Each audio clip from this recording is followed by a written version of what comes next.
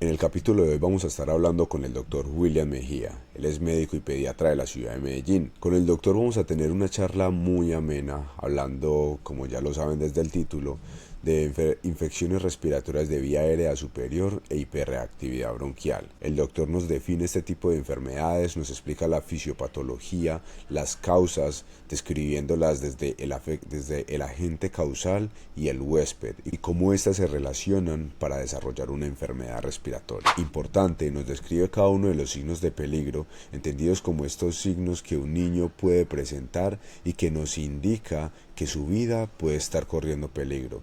Por supuesto, el hecho de manifestar o de identificar este tipo de signos, lo primero que debemos hacer es ir corriendo a una sala de emergencias o buscar la asistencia de un médico. Describimos también los signos de dificultad respiratoria que pueden presentarse en estos niños al haber un escalado en la gravedad de las infecciones respiratorias anteriormente mencionadas. Nos explica el manejo de la enfermedad. Para finalizar, el doctor nos describe cuáles son estas infecciones respiratorias más comunes y nos habla de la vacunación, el esquema de vacunación que los niños deben tener para determinada edad, y también nos cuenta de, según su experiencia, cuáles son los mitos que ha encontrado entre los papás y los cuidadores respecto a las vacunas. Hola a todos y bienvenidos a Respiroterapia.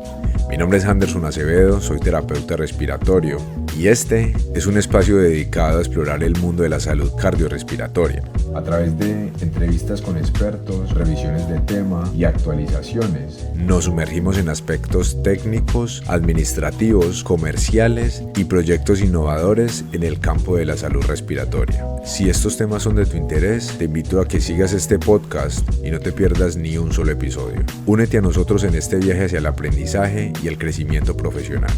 Sin nada más que decir, comencemos. ¿Podrías explicar brevemente qué son este tipo de infecciones respiratorias y qué es la hiperreactividad bronquial? Claro que sí. Bueno, entonces vamos a hablar de las infecciones respiratorias de vías superiores. Bueno, entonces hablemos primero del epitelio respiratorio. El epitelio respiratorio inicia acá en las fosas nasales y termina en los bronquiolos, ya al final en el pulmón. La vía respiratoria superior es aquella vía que inicia en las fosas nasales y va hasta la laringe. Y pues allí en este trayecto de la vía aérea superior, pues están las fosas nasales, están los oídos, los senos paranasales, está la faringe y allí están las amígdalas y donde termina esta vía aérea superior está la laringe. Entonces, una infección de estas vías respiratorias es pues por virus, por bacterias o cualquier microorganismo que coloniza este epitelio, causa una inflamación y unos signos y unos síntomas respiratorios en estas zonas. Cuando hablamos de hiperreactividad bronquial, estamos hablando de un aumento del estrechamiento de la vía aérea por respuesta a una noxa o a un estímulo, que ese estímulo puede ser un estímulo externo o puede ser un estímulo interno. En este caso que estamos hablando de infecciones, ese estímulo puede ser un virus, puede ser una bacteria u otro microorganismo que hace que esa vía respiratoria se estreche, aumente la resistencia al flujo aéreo y por lo tanto el resultado final en la respiración, que es el intercambio gaseoso en el alvéolo, pues no se presente de manera adecuada como debe ser y el niño va a empezar a presentar unos síntomas allí de dificultad respiratoria, digámoslo de esa manera. Es muy importante tener en cuenta que esta hiperreactividad bronquial, así como se da por pues un estímulo que puede ser una infección viral o bacteriana, también se puede dar por otras situaciones, como el niño puede hacer una hiperreactividad bronquial por un alimento que consume, que hace una alergia y hace un estrechamiento de su vía aérea, un medicamento, una reacción alérgica a un medicamento o a una noxa externa, como el humo de leña, el humo de cigarrillo, la exposición al polvo, puede hacer que también se produzca ese estrechamiento de la vía aérea y se produzca la restricción al flujo, no sea un adecuado intercambio gaseoso y se presente esta hiperreactividad. Ah, ok, bueno, pues súper claro. Aquí nada más como para aclarar un poquito, cuando el doctor habla de epitelio respiratorio, nos está hablando, para decirlo quizá de una palabra quizá un poco más común, quizá digamos que es como la piel que está revistiendo o el tejido que reviste la parte interior del sistema respiratorio. Doctor, tú podrías explicarnos un poco, ahí ya nos hablaste de las definiciones, nos hablaste un poco también de las causas, que puede ser bacteriano, puede ser viral o puede ser un factor intrínseco. ¿Cómo sería, cuál es la fisiopatología? ¿Cómo explicarías cómo es el proceso que da desde captar un alergeno, o ya sea desde una parte intrínseca hasta el desarrollo de la sintomatología? Sí, bueno, aquí pues lo primero que tenemos que tener en cuenta es qué es lo que ocurre pues en la respiración, ¿cierto? Y el objetivo final es un adecuado intercambio gaseoso en el alvéolo, donde nosotros a través de la vía aérea ingresamos oxígeno para el mantenimiento de la vida, y el alvéolo a través de su vía aérea también entrega al exterior el CO2, pues para que el cuerpo no se intoxique y podamos pues mantenernos en vida, ¿cierto? Entonces, aquí en la fisiopatología es muy importante tener en cuenta tres aspectos que vamos a hablar. El primero es el agente causal. El segundo es el huésped, en este caso estamos hablando de los niños y los adolescentes, y el tercero es el ambiente. ¿En qué ambiente? Entonces, cuando hablamos del huésped, vamos a hablar primero del agente causal. Entonces, aquí en el agente causal vamos a hablar del virus. La principal causa de las infecciones de vías respiratorias son los virus, más o menos entre el 75 al 80% son virus, infecciones causadas por virus, y un 25 a un 20% son causados por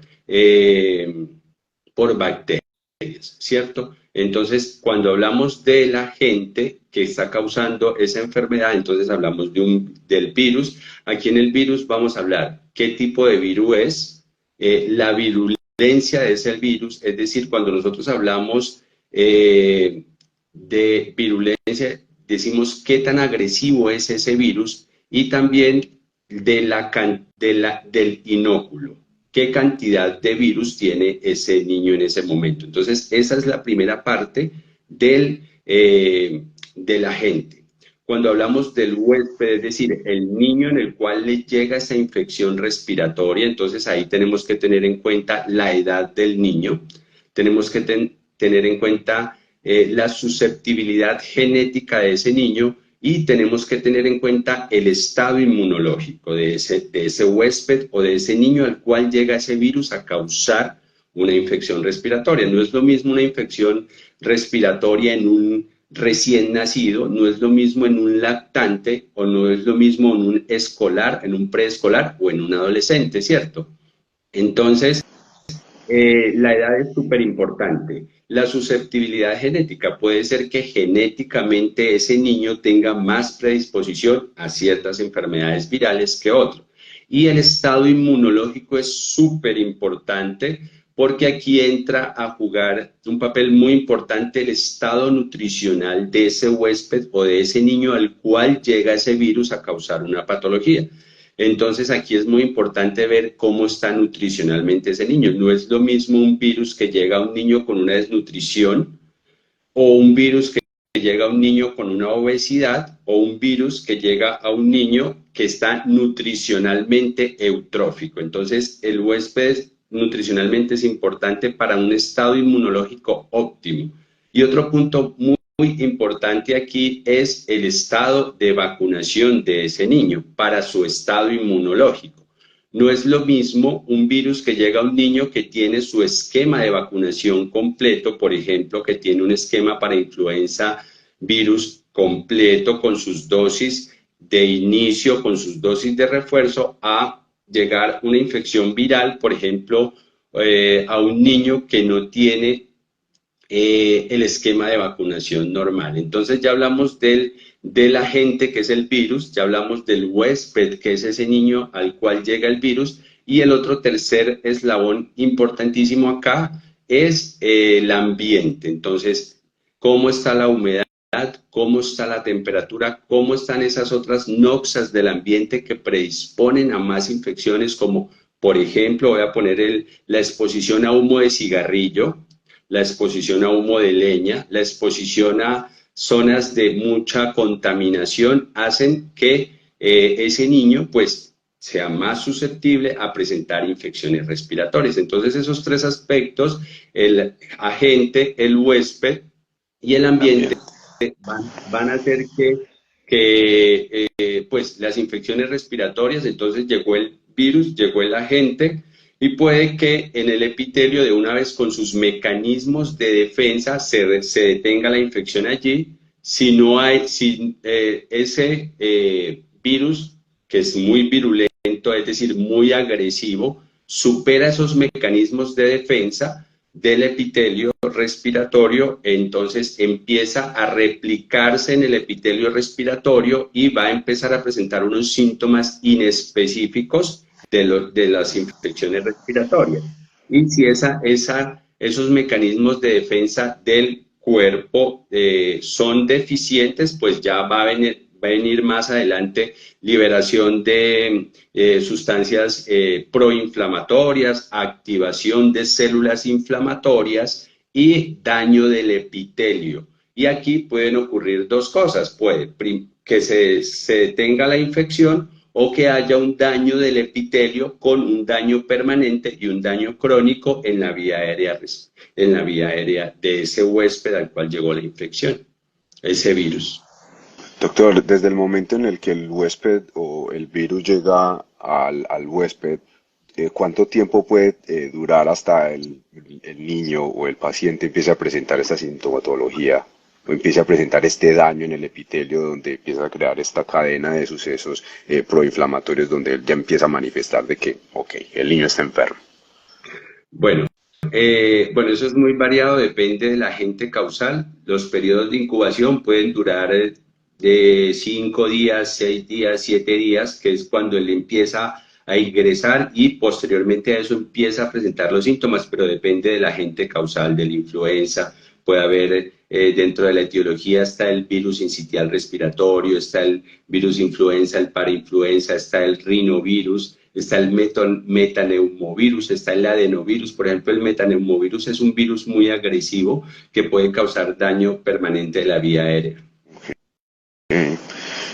Doctor, ahorita que estamos empezando a hablar de la sintomatología, ¿cuáles son estos síntomas? Bueno, o sea, no vamos a decir bueno, el niño puede empezar a estornudar y está bien, si el niño tiene las condiciones adecuadas, que es lo que debería ser una buena nutrición y lo que veníamos hablando, pues seguramente el niño va a ser capaz por sí mismo de resolver este tipo de infección.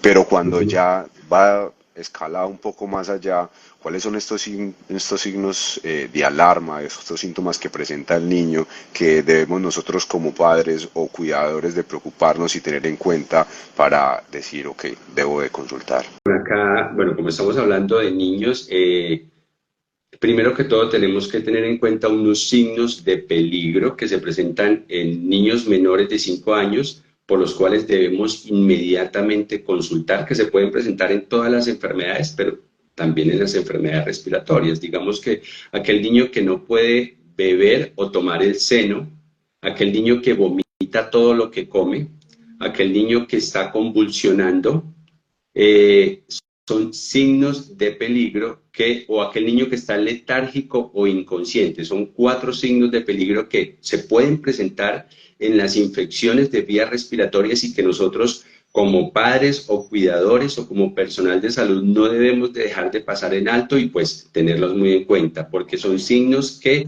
ponen en riesgo la vida de ese niño. O sea, sin lugar a dudas son signos de peligro que si no los identificamos, los dejamos pasar, Por ejemplo, un niño que tiene una infección respiratoria y no puede beber ni tomar el pecho. Ese niño tiene un signo de peligro y lo puede llevar a la muerte.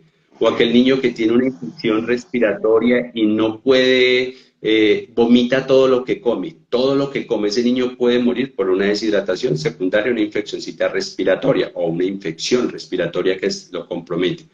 Aquel niño que tiene una infección respiratoria y está convulsionando puede tener un virus respiratorio que ya le hizo compromiso del sistema nervioso central y le está haciendo una meningitis o una encefalitis, ¿cierto? Entonces, estos son 4 signos de peligros que no debemos dejar pasar por alto. Ya lo otro en infección respiratoria como tal son los signos de dificultad para respirar, como el aleteo nasal, los tirajes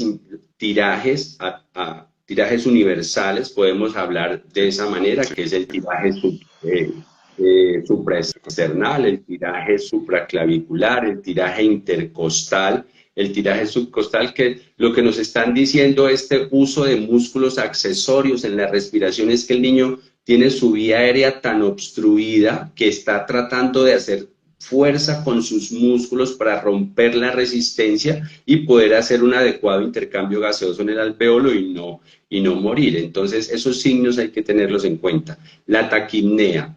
El niño que está respirando rápido, rápido, rápido, acá es muy importante definir en qué momento estamos hablando de taquipnea en los niños. No es lo mismo taquipnea en un recién nacido o en un niño de 0 a 2 meses, en un niño de 2 meses a 12 meses y un niño de 12 meses a 5 años, ¿cierto? Entonces, hablamos de taquipnea en un menor de 2 meses cuando está respirando más de 60 respiraciones por minuto.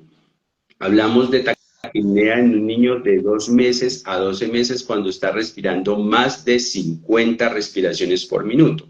Y hablamos de taquipnea en un niño de 12 meses a 5 años cuando tiene más de 40 respiraciones por minuto. Entonces, mirar cuánto está respirando, sus signos de dificultad respiratoria, bueno, pues nos pueden hacer sospechar que realmente ese niño no se tiene que quedar en casa, tiene que consultar a un servicio o a un servicio prioritario. Hay otros signos de alarma que debemos también tenerlos en cuenta. Fiebre que no cede, fiebre elevada que no cede con las medidas, deben consultar inmediatamente. Correcto. Bueno, aquí un poco retomo aquí los síntomas, los signos de alarma que el doctor nos viene explicando y el aleteo nasal, pues para que los que quizás no sepan, es como cuando se mueven estas narinas, ya cada vez no las puedo mover, pero si usted ve que su hijo está moviendo esto aquí cada vez que respira, no piensen que es gracioso, pero realmente es un signo importante que el niño está manifestando, es que está intentando coger la cantidad de aire que no puede tomar por sí mismo. Exacto. El tiraje intercostal o el tiraje universal es como lo manifestaba el doctor, es que cada vez que el niño respire, usted le descubre su pecho y si el niño está tirando, la piel ve que se le hunde en la parte de acá arriba supraclavicular o dentro de las costillas, se le hunde, ese es el tiraje intercostal. Entonces, cada vez que usted vea que el niño, su hijo, el niño en el que está bajo su cuidado, tiene este tipo de signos, bueno, son signos importantes de dificultad respiratoria que le está diciendo que el niño necesita ayuda, porque si espera más, pues quizá puede tener un desenlace fatal para el bebé. Sí. Ok. Correcto. Perdón un momentico, Henderson. Claro, Aquí en claro. el aleteo nasal, nosotros le decimos a los papitos, es como que esté respirando como conejito. El conejito hace sus fosas así, las abre hacia afuera. Entonces, cuando un niño está teniendo esa respiración, ahí está presentando aleteo nasal. Correcto. Bueno, también quisiera preguntarte, Doc, para evitar llegar hasta ese punto, porque bueno, es la idea, que son el tipo de acciones, porque bueno, pues obviamente el niño empieza a presentar una sintomatología, empieza con el moquito, a veces empieza con la fiebre, ¿cuáles son las acciones preventivas que podemos realizar para evitar de que el niño escale hasta ese punto? Del manejo, me estás preguntando sobre manejo en estos niños. Correcto. Manejo, listo. Bueno, entonces, hemos dicho que mayor porcentaje son infecciones virales, ¿cierto? y pues en un huésped inmunocompetente, un niño que tiene un estado inmunológico adecuado, nutricionalmente eutrófico, estado de vacunación normal, el principal manejo es sintomático. Es un manejo sintomático, acetaminofén, paracetamol, hidratación, limpieza de sus vías aéreas superiores. Es muy importante, la limpieza de las vías aéreas superiores en los niños es súper importante. Debemos recordar que los niños más o menos de 3 a 6 meses o antes de los 6 meses son niños respiradores nasales. Si se obstruye su vía aérea superior o sus fosas nasales se obstruyen por tapones de moco, esos niños pueden hacer dificultad respiratoria y terminar complicándose en un servicio de urgencias. Entonces, el lavado nasal y la limpieza de sus vías aéreas superiores es una medida salvadora. Yo le digo a los papitos, es una medida salvadora en los niños y se evitan muchas complicaciones. El paracetamol, la hidratación, la limpieza de la vía aérea superior y la vigilancia y el control estricto de estos niños, porque pues como todo en medicina, no, aquí no hablamos como en la matemática 2 por 2 son 4, no. Cada niño es un mundo aparte. Ya hablamos que el huésped es muy importante, un huésped inmunosupreso por un estado nutricional no adecuado. Es diferente a un huésped o un niño eutrófico nutricionalmente. Entonces, por eso el seguimiento que se le debe hacer a estos niños debe ser estricto y constante. Ya hablando de las infecciones bacterianas de la vía aérea superior, voy a referirme a dos principalmente, que es muy importante que las tengamos en cuenta, que es la amigdalitis aguda y la otitis media aguda. ¿En qué momento nosotros debemos definir usar un antibiótico? Y este es un punto muy importante que queremos que los papitos y el personal de salud se lleve, que debemos tener un uso racional de los antibióticos. Y lo que normalmente uno ve en la práctica diaria es un uso indiscriminado de antibióticos para otitis y para amigdalitis, cuando realmente, pues, digamos que no tenemos el criterio para hacerlo. Entonces, hablemos inicialmente de la amigdalitis aguda. Entonces, niños menores de 3 años, la amigdalitis tiene una etiología viral y tiene una etiología bacteriana. La etiología viral, los niños menores de 3 años principalmente tienen etiología viral. Los estudios demuestran que los niños menores de 3 años poco tienen el receptor para el estreptococo beta hemolítico del grupo A, que es el que causa la amigdalitis bacteriana. Los menores de 3 años, la mayoría de los niños no tienen ese receptor, pero no es el 100% de los niños. Hay un porcentaje de niños que pueden infectar su garganta por el estreptococo beta hemolítico del grupo A, niños menores de 3 años. ¿Y cuáles son esos niños? Aquellos que tienen hermanitos en casa o aquellos niños que asisten a la guardería pueden estar expuestos al estreptococo. Entonces, primero, tener en cuenta esa parte. Segundo, tener en cuenta la clínica. Si nosotros estamos viendo un niño con rinorrea, con estornudo, con coriza, ese niño es más indicativo de que está con una infección viral. De lo contrario, un niño que no tiene rinorrea, que no nos hace sospechar un virus, que tiene las amígdalas inflamadas, que tiene exudados amarillentos en su garganta, sin ningún síntoma de rinorrea sospechoso de virus, podemos pensar en una amigdalitis bacteriana. Tanto los virus como las bacterias pueden causar inflamación en las amígdalas con exudados sobre ellas, y pues realmente allí es donde nosotros quedamos si es una infección viral, si es una infección bacteriana. ¿Cuál es la diferencia? El uso de antibiótico por 10 días. ¿Por qué razón? la amigdalitis bacteriana por estreptococo beta hemolítico del grupo A, si no se trata con un antibiótico por 10 días, puede tener unas complicaciones supurativas y no supurativas. Dentro de las complicaciones no supurativas está la fiebre reumática, que es un daño a nivel del corazón, y puede tener la glomerulonefritis post-estreptococo, un daño al riñón. Por eso es importante saber diagnosticar adecuadamente la amigdalitis por estreptococo, y si está el estreptococo debemos manejarlo con antibiótico. Pero por el otro lado está, si es un virus, ¿cómo voy a someter al niño a 10 días de antibiótico? ¿Qué hacemos? Entonces hay una prueba que se llama la prueba rápida para estreptococo, es una muestra de la garganta, que en realidad es una prueba rápida, puede salir en 15 minutos y nos ayuda a, si es antibiótico lo usamos, si es positivo se usa, si es negativo evitamos que ese niño se lleve 10 días de antibiótico innecesarios. Entonces, este tema es muy importante que lo tengamos en cuenta.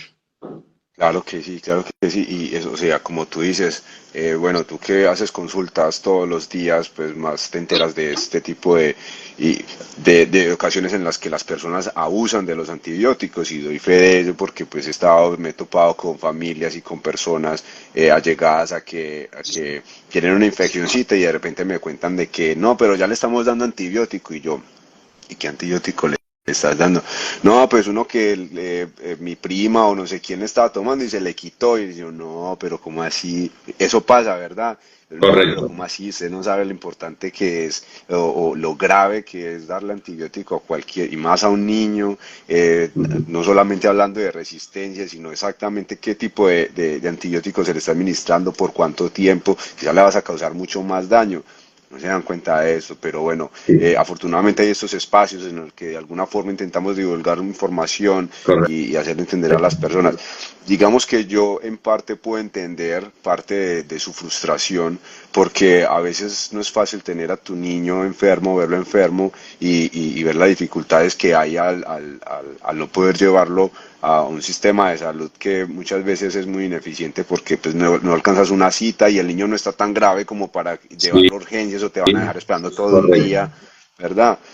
Bueno, afortunadamente hay profesionales como tu doctor que brinda este tipo de servicios, tanto los lleva en la casa como en su Prioritario. propio consultorio, ¿verdad? Correcto. Es súper importante. Aún así, pues hay personas que pues no pueden pagar este tipo de servicios que obviamente tienen un costo. Entonces, pues lo importante, ¿qué consejo le darías a ellos, Doc? Una persona que esté desesperado, no sepa qué hacer con su hijo, o sea, sabe que el niño está mal, no tiene estos signos graves de emergencia que De tú dices tienes peligro. que llevarlo a urgencias, exacto, estos signos de peligro, pero sabes que tienes que hacer algo.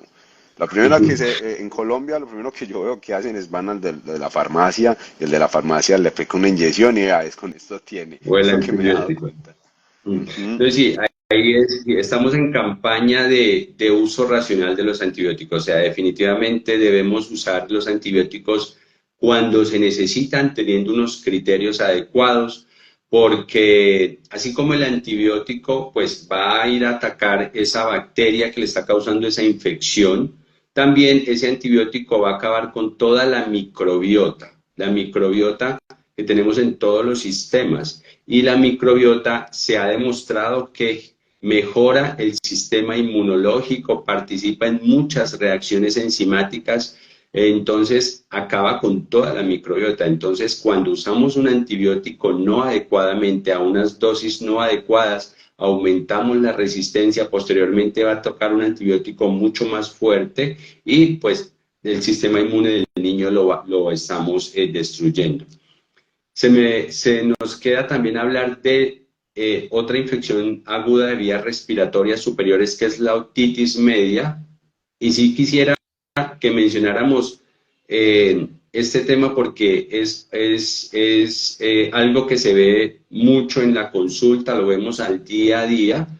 Y también aquí debemos pues, saber cuándo nosotros debemos prescribir antibióticos en una infección de otitis media. Bueno, entonces acá nosotros debemos también, de acuerdo al grupo etario, si es un niño menor de 6 meses, de 6 meses a 2 años y de 2 años en adelante. Entonces, todo niño menor de 6 meses con una otitis sí o sí requiere antibiótico, o sea, debe hacerlo, eso lo dice la guía. Niño de 6 meses a 2 años se observa si cumple estos criterios, se observa, no se inicia antibióticos si cumple estos criterios. Primero, que sea una enfermedad leve. Segundo, que el niño se pueda revalorar en las próximas 24 a 48 horas. Y tercero, que sea una otitis unilateral. De 6 meses a 2 años, si el niño cumple esos tres criterios, no debo iniciarle antibiótico. Y niño mayor de 2 años, inicio antibiótico si es bilateral, si el niño luce tóxico, es decir, que ese niño se ve maluco, se ve muy mal, tiene un aspecto que uno dice, si no se le inicia antibiótico a este niño puede terminar en una sepsis.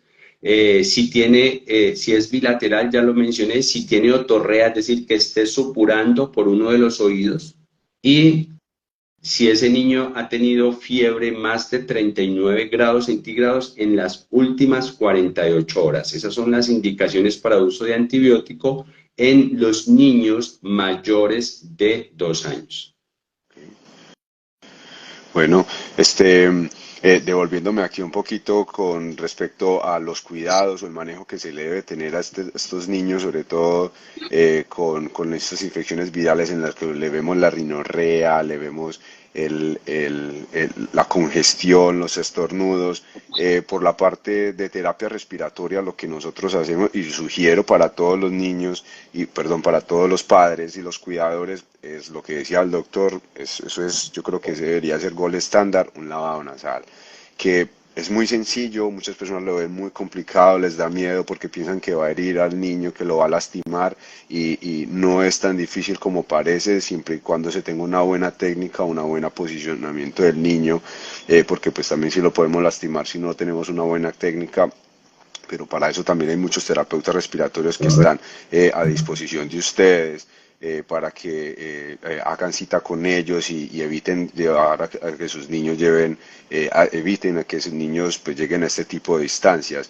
De todas formas, también en este tipo de canales y plataformas, nosotros como terapeutas respiratorios intentamos educarlos de cuál es la forma ideal de hacerlo, les mostramos las herramientas que pueden comprar ustedes aquí en la esquina, en la farmacia de la esquina, para que lo puedan hacer. Y yo como padre doy fe de eso, no solamente como terapeuta respiratorio, sino como padre de 3 bebés, que se me enferman todo el tiempo con rinorrea, se me congestionan y yo puedo ver a ellos, no solo la dificultad, o sea, no le veo la dificultad respiratoria porque no los dejo que lleguen hasta allá, pero veo la dificultad que tienen para cuando se congestionan la naricita. Ellos afortunadamente ya están un poco más grandecitos y pueden respirar por la boca, pero como decía el doctor, niños menores de 6 meses, ellos no tienen esa facultad, ¿verdad? Entonces todo ellos lo respiran por la nariz y si están tapadas, pues imagínate, es como que realmente no puedes respirar. Ahí llevas el niño a una estancia mucho más grande. Entonces los lavados, las sales, los sagrados, por favor, empiecen a manejar ustedes, papá, edúquense, que esto le puede salvar la vida a su bebecito. Sí, te decía que realmente sí, acá en Medellín y en el área metropolitana, pues trabajamos de la mano con muchos terapeutas. Realmente, el área de terapia respiratoria es súper clave a la hora de manejar estos niños con infecciones de vías respiratorias, tanto de vías respiratorias superiores y como de vías respiratorias inferiores. Acá en Medellín yo trabajo muy de la mano con muchos grupos de terapeutas y realmente observamos la respuesta al tratamiento en un niño que se le hace terapia respiratoria, tanto de vías superiores como de vías inferiores, o aquel niño que por alguna situación, hablemos de situación económica, sus papitos no le pueden hacer una terapia. Entonces, realmente el servicio de terapia respiratoria es muy importante y es muy clave, y como lo menciono nuevamente acá en la ciudad de Medellín, yo tengo varias terapeutas y varios grupos de terapeutas con los cuales trabajamos en atención domiciliaria para poder pues sacar adelante a estos niños de estas infecciones, de estas infecciones de vías respiratorias. Bueno, muchísimas gracias por destacar el trabajo que, pues, que hacemos y bueno, pues darle la importancia que realmente se merece, porque al final del cabo, pues son estos niñitos, estos bebés que los que realmente más beneficiados, pues se ven por este tipo de terapias. Aquí estoy viendo que en las preguntas que nos preguntan, dice qué tan buenas son las soluciones hipertónicas e isotónicas en el niño, me imagino, sí, claro. Sí, son muy recomendables para, para las nebulizaciones con solución hipertónica, son muy recomendables. Las isotónicas también son muy recomendables para los lavados nasales. Son una herramienta muy buena. Ok, a ver si continuamos por acá. Este, ¿Tú qué recomendaciones nos darías a nosotros como profesionales de la salud y bueno, y a la comunidad en general para educar acerca de la prevención y el manejo de este tipo de enfermedades? Bueno, para el personal de salud, bueno, lo primero que bueno, nosotros como personal de salud debemos, pues, hacer un abordaje adecuado, ¿cierto? Un diagnóstico correcto, un tratamiento enfocado a la etiología. Mira que es muy importante esto y pues que estemos en constante actualización para que usemos las herramientas terapéuticas en el niño como deben ser. Que individualicemos cada niño, no usemos las cosas como recetas de cocina, ¿sí? Recordar que en salud cada niño es un mundo diferente, cada niño es aparte, necesita antibiótico, no necesita antibiótico, tengo los criterios y tengo las bases suficientes para decir voy a darle un ciclo de antibiótico por tanto tiempo o no lo voy a dar.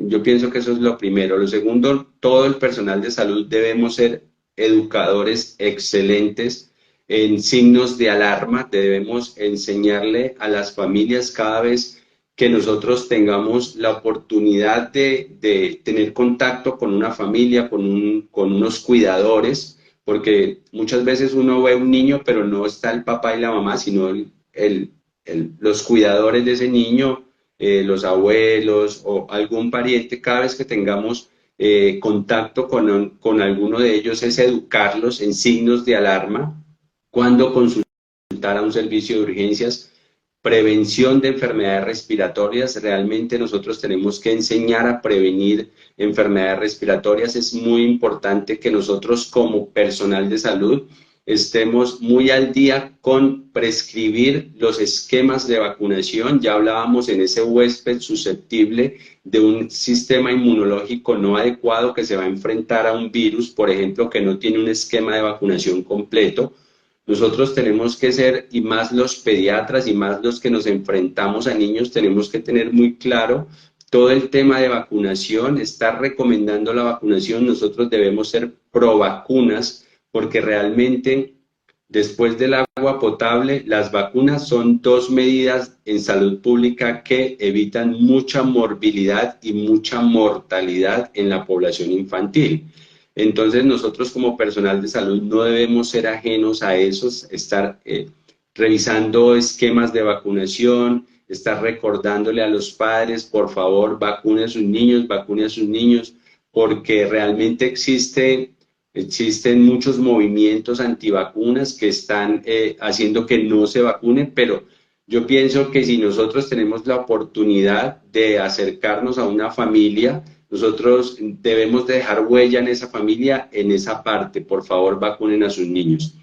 Para el personal, para la comunidad en general, yo pienso que debemos recalcarles que prevengan estas infecciones respiratorias, el lavado de manos, la adecuada nutrición en sus niños.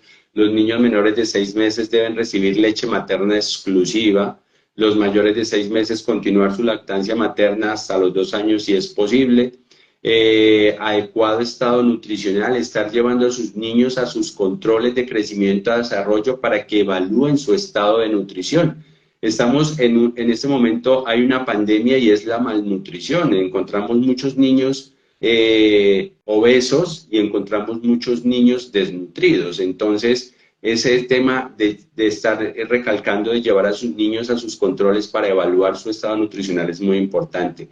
Para los papás es muy importante y para los cuidadores no automedicar a sus niños, no automedicarlos. Realmente encontramos mucho uso indiscriminado de antibióticos, 2 dosis de amoxicilina y ya con eso se mejoró, o sea, eso es unos errores grandísimos. Entonces, un mensaje muy importante que queremos dar el día de hoy a los cuidadores que de pronto están viendo este momento del en vivo o que lo verán después es, por favor, no automediquen a sus niños y mucho menos con un antibiótico. Y pues que realmente sigan las recomendaciones que le da el personal de salud para identificar signos de alarma, cuándo consultar y seguir el tratamiento adecuadamente como se les indica. Correcto.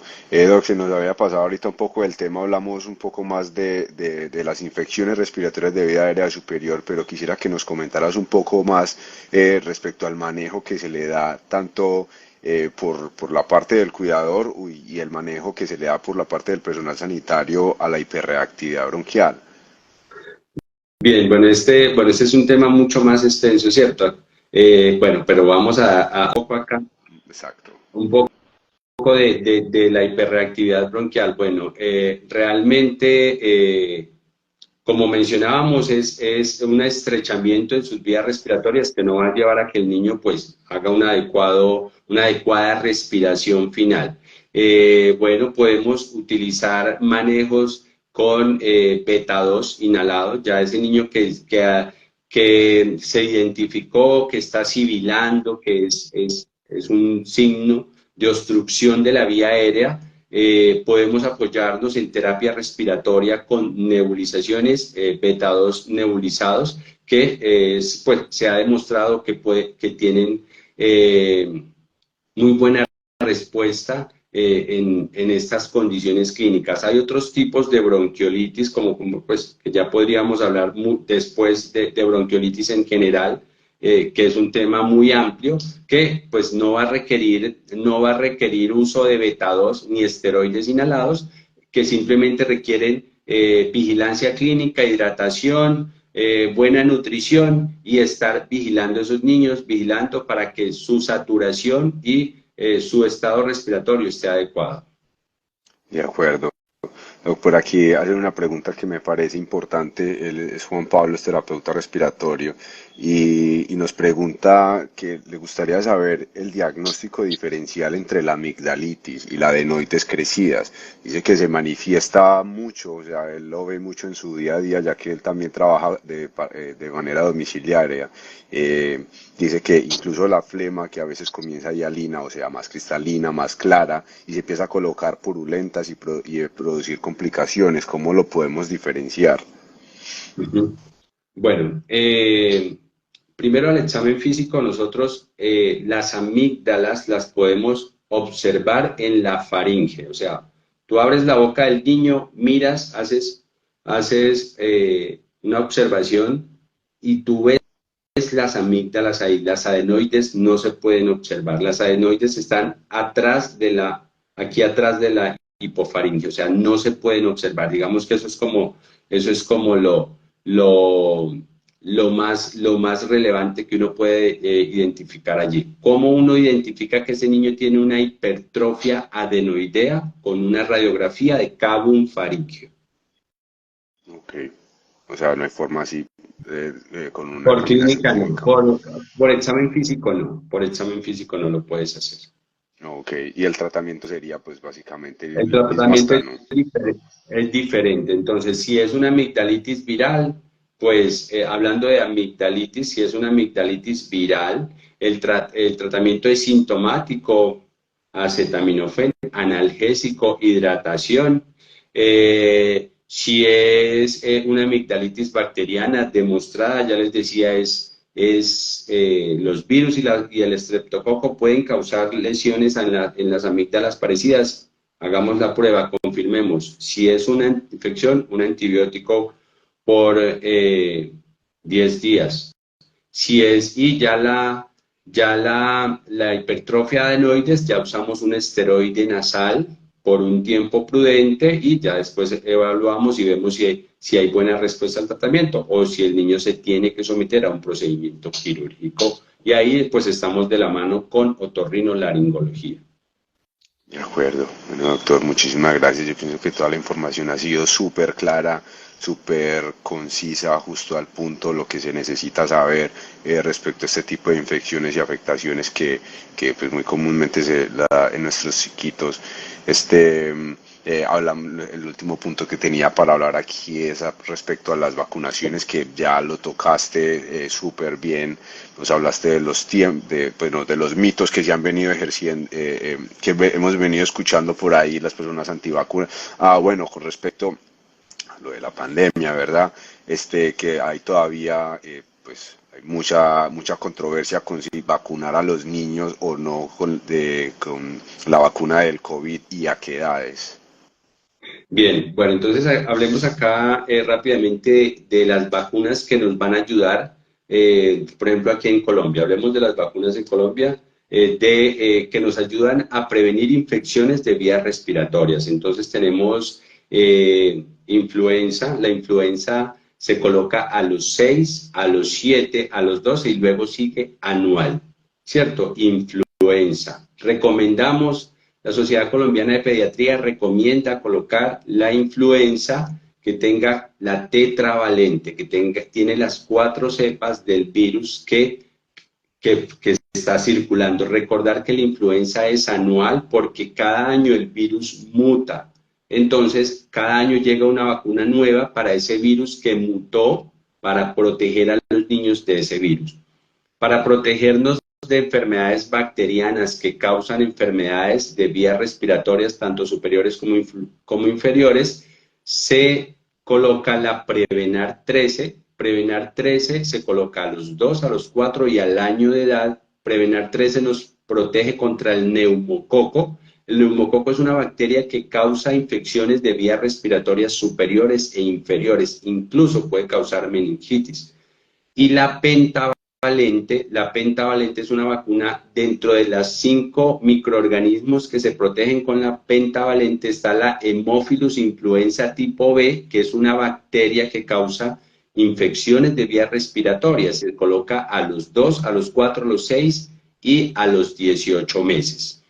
Está también para los virus, entonces ya hablamos de la influenza. Está la COVID-19, SARS-CoV-2, se recomienda colocar ya desde los 6 meses una vacuna que sea ARN mensajero. En Colombia se colocan 2 dosis, el esquema son 2 dosis, se puede desde los 6 meses, con un intervalo de 4 semanas, se puede colocar junto con la influenza y no interviene. No hay una interferencia. Y hay otra vacuna muy importante que es la triple viral que nos protege contra rubeola, paperas y sarampión. Estos microorganismos pueden causar infecciones de vías respiratorias, tanto superiores como inferiores, y se coloca al año de edad y a los 18 meses. Entonces, estas son las vacunas que nos ayudan a proteger infecciones de vías respiratorias. Bueno, doctor, muchísimas gracias. Ya vamos llegando al final de esta charla. No sé si hay alguna pregunta que yo no te haya hecho o algo que tú nos quieras decir, agregar, además de Bueno, esta charla. sí, realmente pues los mitos con las vacunas realmente son son mitos, existen los movimientos antivacuna que dicen muchas cosas, ¿no? Por ejemplo, que las vacunas causan autismo, eso no es cierto, o sea, es un mito, realmente los estudios no han demostrado y por allá en alguna época hubo algún estudio que lo dijo, pero ya después se retractaron de que realmente eso no era cierto. Que las vacunas que se colocan, por ejemplo, la pentavalente que protege contra 5 microorganismos, pues que realmente va a afectar la salud del niño, en realidad no, eso tampoco es cierto. Lo que está haciendo ahí es evitar, por ejemplo, al colocar cinco vacunas con un solo pinchazo, pues ahí estamos pues no haciendo que tengan que hacer 5 pinchazos en el niño, sino uno solo.